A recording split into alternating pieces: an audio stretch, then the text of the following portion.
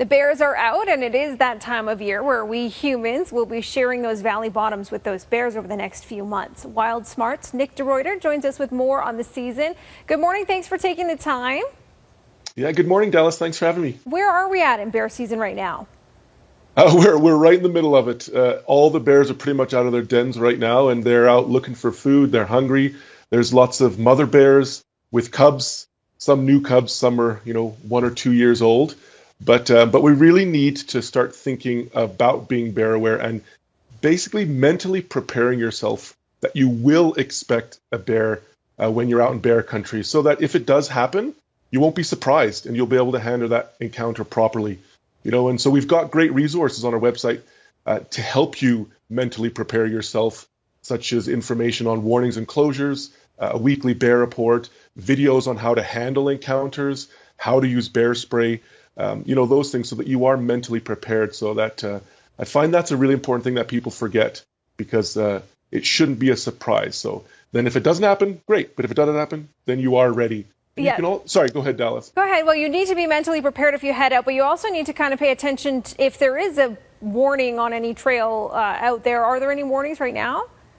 Yes, there's one bear closure right now in K Country, part of the Bill Milne Trail, which is a paved bike path from basically Kananaskis Village area down to Mount Kidd RV Park. And there's a grizzly bear with cubs frequenting the area there. But there's lots more bears and other wildlife in that area too. So we've always got to be prepared that bears aren't just found in areas that have a warning or a closure. They can be found anywhere, anytime in bear country. So we always have to be prepared for that. And another good physical way you can prepare yourself is by buying bear spray and carrying it in an easily accessible location on your body, like a chest or a hip holster or a scat belt or something like that. But never ever carry it in your backpack.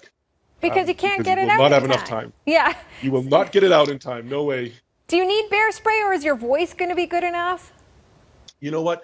The voice is good to try and alert animals of your presence and hopefully give them time to move away. But sometimes they might not do that. You might not have enough time. And so you can do everything right. You can make noise. You can travel in a group.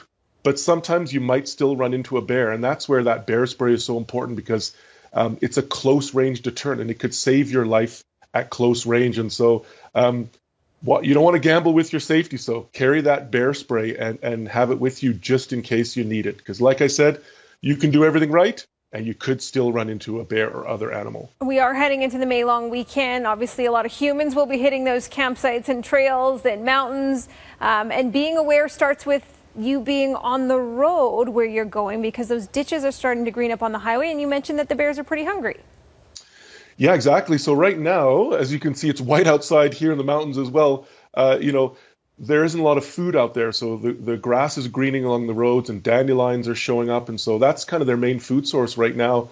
And so we need to be very careful when we're driving. We need to drive responsibly, constantly scan for wildlife along the road, and obey speed limits, and just take our time. Enjoy the mountain views and look around you. Don't be in a rush. You might see some no stopping signs, so you want to make sure you obey those. But we did have a grizzly bear with cubs that was hit by a car on Highway 40 last week, and she is doing okay. But we really need to remember that there are animals out there along the road, and we really have to show our respect to bears by moving on and not stopping. So always slow down when passing a bear along the road, just in case they try to cross.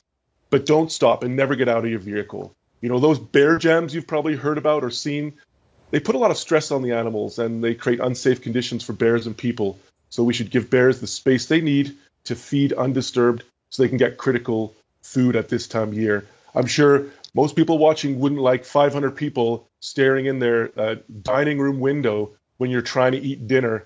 It's not fair to the bears. So let's give them their space to eat. And, it's not worth getting that perfect picture for social media, for Instagram or your TikTok video. Let's give the bears the space they need and deserve. Respect the bears. They are out. They are awake. They're hungry. We have to share the space in the wild with them. Nick DeRuyter from Wild Smart, thanks so much for your time. Yeah, thanks a lot, Dallas. I'm sure we'll be checking in with you throughout the season, because you're always full of such good reminders and good advice as well. So thanks again.